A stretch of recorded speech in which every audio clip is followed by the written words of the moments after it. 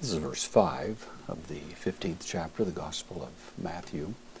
Jesus has been confronted by the religious leaders from Jerusalem who are giving him a bad time because he doesn't direct his disciples to wash their hands in the meticulous manner that was prescribed by the tradition that had come down. And Jesus, of course, parries by pointing out that while they may be focused on these rather picayune matters, they're disregarding much more weighty matters, calling attention to the fifth commandment, which requires honoring father and mother, and indicating how they are able to sidestep that through a kind of little legalistic loophole here,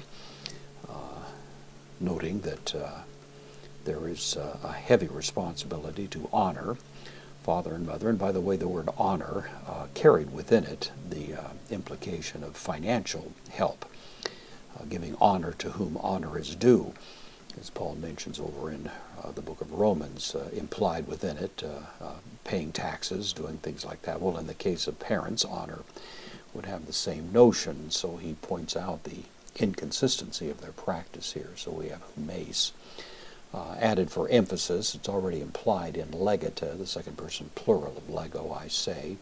So you say, with an emphasis on you, as opposed to God, saying, postpositive de, pos, this is the masculine singular relative pronoun, with the on, contracted from ian, gives the idea of whoever.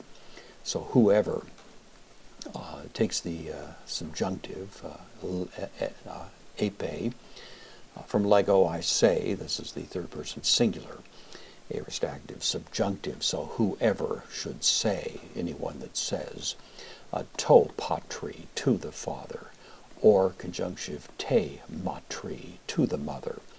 Whoever will say to his father or mother, and then saying this, doron, the word for gift, and then the same idea here, only this is a neuter relative pronoun. What, ean, once again, whatever, ex emu, whatever out of me or out of my resources.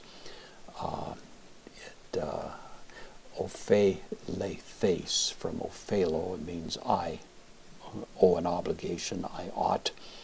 This is the subjunctive aorist passive. It is going to be a gift.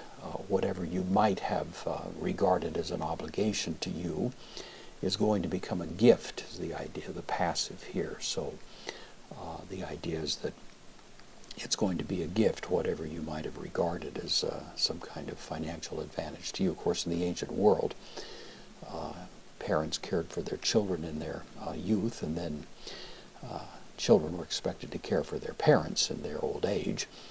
And this is a way of disregarding that rule, and of course it was a neat avoidance of any financial obligation there, rather draconian rule that was imposed. And Jesus, of course, driving home the point that they've been quite inconsistent in obeying the law of God, while they've been very meticulous in obeying the tradition of the elders.